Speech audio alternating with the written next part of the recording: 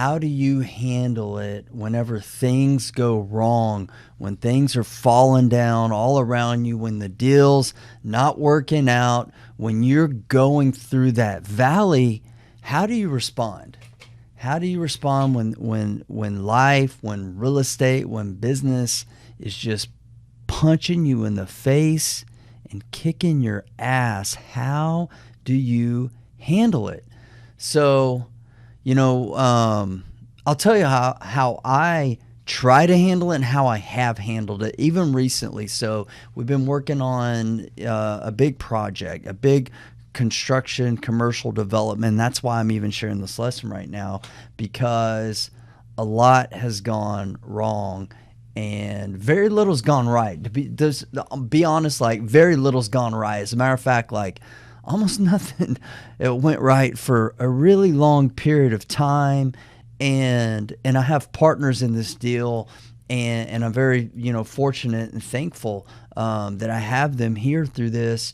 But at the same time, over the last weekend, I was worrying about this deal, trying to figure out how to fix all the problems and some of the issues that have crept up and come up on us. This is a new construction development in the city. It's out of my comfort zone, right? I'm a fix and flip guy. I'm a fix and rent guy, lipstick type of rehabs and all that kind of stuff. And there's some things that we didn't calculate into this deal. There are some things that we didn't budget in for, altogether, under budgeted, unforeseen things, delay after delay after delay after delay. And I've been worrying about all kinds of stuff in this deal, and I'm working through these issues. And honestly, I felt alone, even though I've got partners in the deal. I felt myself, just worrying, man.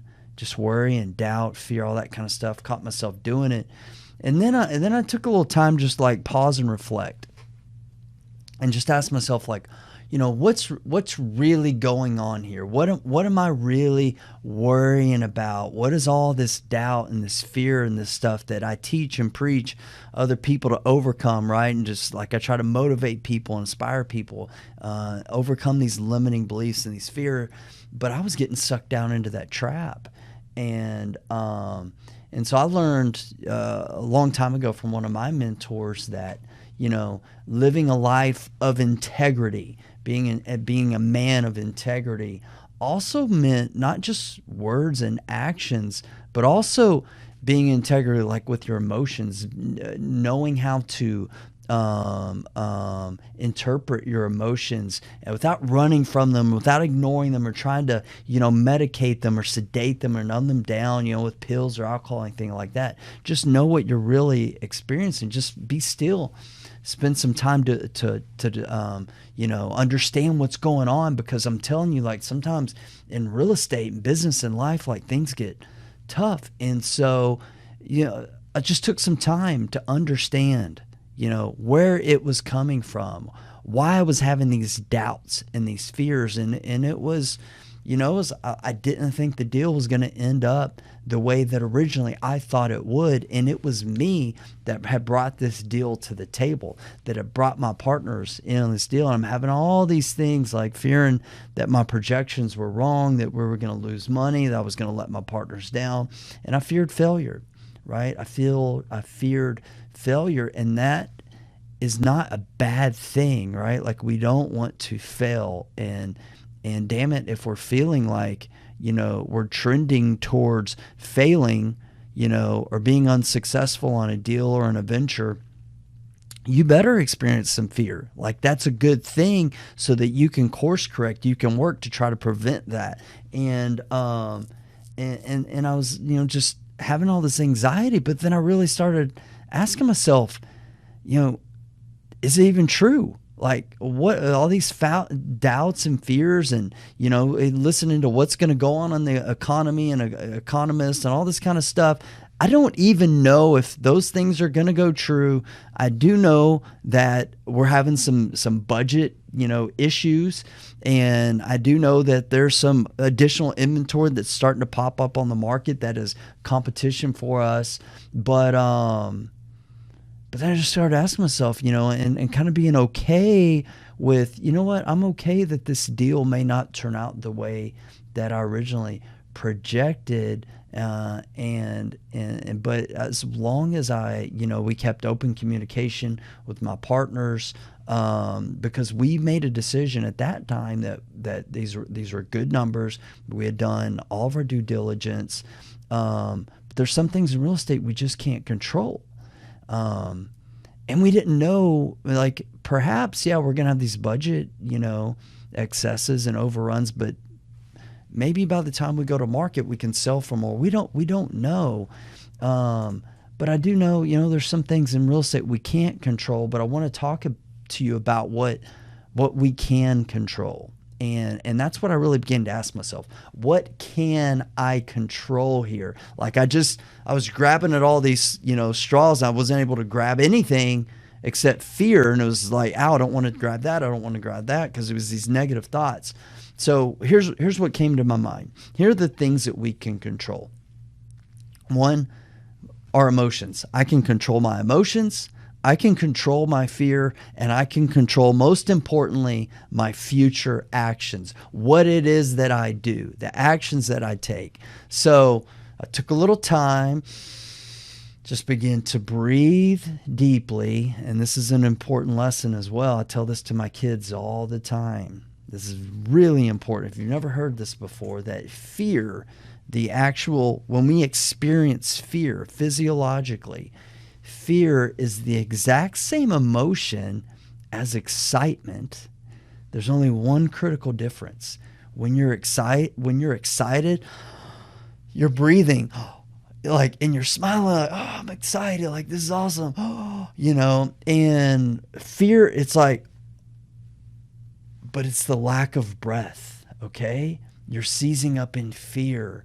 So it's important that during these times of fear or uncertainty, troubling circumstances, whatever, if you would just breathe, you'll begin to, you can transform that fear into excitement, and just begin to tell yourself a different story about your situation. And that's what I began to do. I'm like, potentially these properties could turn out better than we even thought. We could potentially sell them for a higher price. We could sell them faster, all these types of things. And the thing is, we can't predict the future. We can't control certain things, but we can control our attitude, our mindset. We can limit our thoughts and our future actions, and that's what we can do. Right, so we can convert this fear into excitement. And that's just, fear is part of being human. It's part of the life experience. Fear's never going to go away, and without fear, we'd be like robots. So it is here. Like learn how to process it, channel it, and make sure that you can really, like, honestly use it to your advantage. Because if we're sensing fear, it's a lot of times it's telling us that something's wrong, right? That we need to go to the source, figure out why we're experiencing that fear. So we need to work through it and make changes as we move forward, right? We can use that fear, and this is what I'm driving as. We can use that fear, that uncertainty, as fuel to dig in deeper, to dig into your numbers, have the conversations you may be needing to avoid, and just make changes, being able to shift and pivot, figure out whatever that you need to do to get back into that place of power, that place of profitability with your deals, and stop empowering the problem by just letting it go away, like giving into your doubts, your fears, your worries, and all that kind of stuff. You're empowering the problem rather than acknowledge, like, hey, I've got a problem here. I'm not going to freak out. I'm going to begin to address it and assess it and just begin to attack it. So that's my question to you right now is, like, what challenges, what fears do you have in your life, in your business, in your investments, and what are you doing? What are you doing to combat the fears that you have? Are you letting them dominate your mindset, your actions, all that kind of stuff? Are you going through it alone? Are you taking that time like to reach out to your team, your family, your friends, your partners for support? Are you taking time to breathe and just really assess and ask yourself maybe those difficult questions about why you're sensing that fear? And more importantly, what actions can you take to eliminate it, to fix it, to move forward and move on, because that's what you got to do. And this whole message of what I'm sharing with you here reminds me of a Mark Twain quote that I'm probably going to butcher, but he said something to the effect of, I'm an old man and I've known many problems or troubles in my life, many of which have never come true. Many of which have never come true. The point is, guys, like, we've got all these fears, these worries, these doubts, these uncertainties in business. But if you're running and operating your life and your business on solid, proven fundamentals, and me, that's what, for real estate, that's what I teach, real estate fundamentals. If we stick to these fundamentals, then, my friends, like, you have nothing to fear except fear itself. And remember, fear is excitement without breathing. So convert your fear into excitement. Turn your fear into fuel. Begin to breathe and keep pushing on to the results that you're truly seeking. So my name is Brant Phillips. Thanks for watching and subscribing to Real Estate Fundamentals. I hope this video has helped to motivate, educate, inspire, and equip you, my friend, to go out and take action in your real estate investing business.